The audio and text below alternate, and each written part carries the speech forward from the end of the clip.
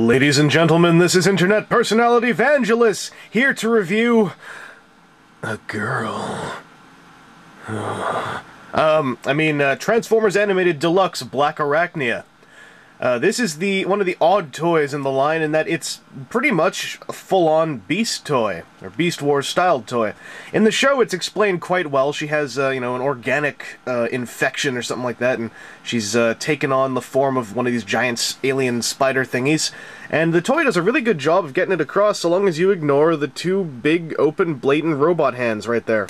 It's not all that posable for a spider, but it is cool that you can get all the legs on the ground and stuff like that, and you can move them all around a little bit. You can also move the mandibles, not just these purple ones, but also these two black ones here. And it's pretty cool for a spider, but the transformation is what I was really looking forward to seeing, because her show model looks like it took some Beast Wars styled liberties with where all the legs go, but the toy does a really good job of it. So I'll just show you here. All these legs have places to go. That's the important thing. And it's done pretty well. Like these big rear ones, for instance, you just swivel them around like this, and you get robot legs. Something that I'll touch on a little bit later is exactly how these legs work. It's a little strange, and I don't think it turned out quite the way the designers would have intended it to. But then again, it's working with what you got on a $10 toy. Then you just fold these parts up and the robot hands are showing. And then these bits, it's kind of tricky. These like swivel and then swivel again to get out of the way. And also this whole part kind of slides up there. And then in a really cool touch, you swivel the mandibles around. Now mine don't pop off that much anymore, but they used to pop off a lot. And yours probably will pop off a ton. So you got to get used to that. Oh, and it has this grapnel hook thing which you can just remove, and I'll show you how that works later on.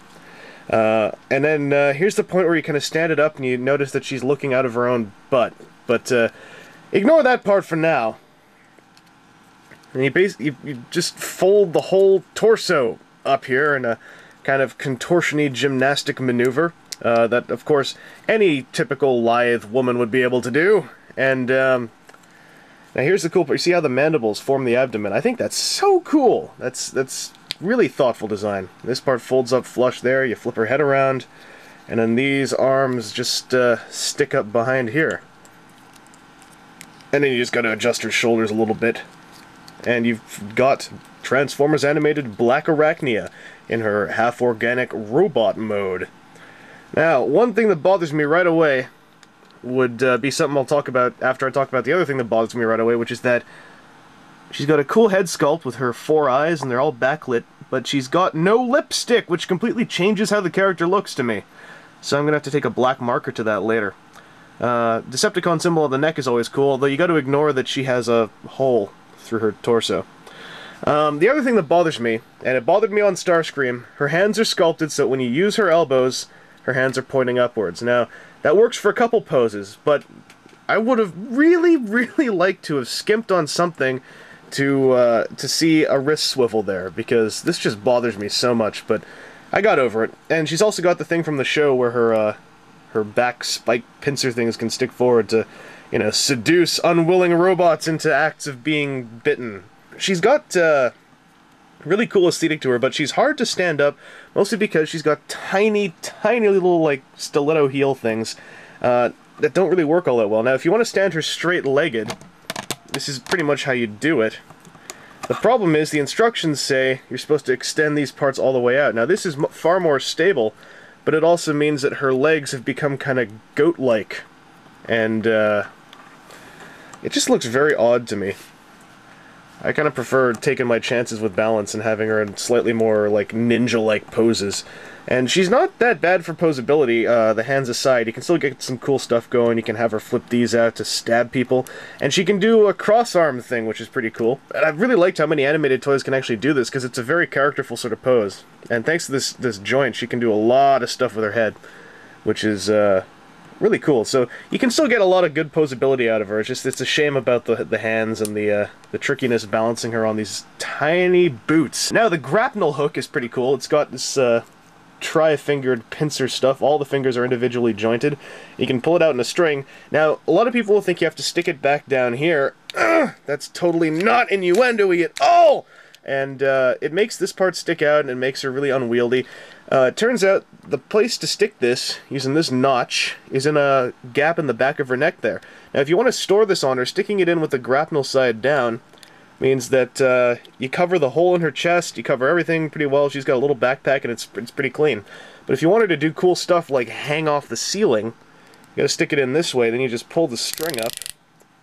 And this grapnel is extremely strong. She's able to hang from here pretty indefinitely, and the claw grip is pretty tight. And then when you want to retract it, or if you clip it onto someone else, you can just push this little button here and it sucks it right back up.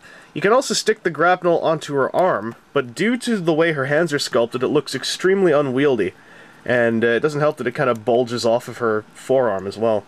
So this is how she would look. See, it fell right off. Doesn't even want to be there. Sometimes you just gotta know where to stick your grapnel on the girl's body. That's all I'm saying, guys.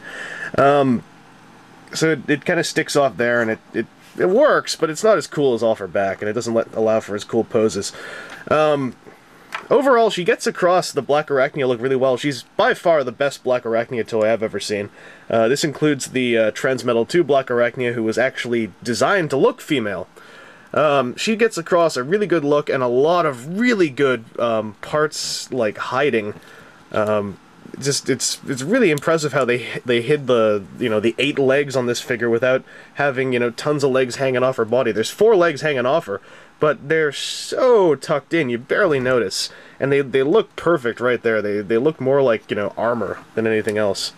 So this is Internet Personality Vangelus. This was the review of Transformers Animated Blackarachnia. I would recommend her, although if the palms turned up sculpting thing on the hands really gets to you, you may not enjoy it that much. It really bothered me for a while, but I warmed up to the figure after a week or two. I found a lot of cool poses I could put her in that weren't, quite so dependent on the palms, and it all turned out pretty well. Anyway, as I said, this is Internet Personality Vangelus, signing off for now. I'll see you all later, because I watch you through your windows at night.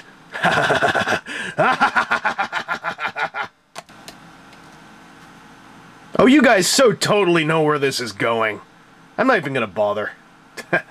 Although, I just I don't wanna get I mean, like, they're gonna get the kung fu fighting, like, and then, oh, one of them falls on the other one, and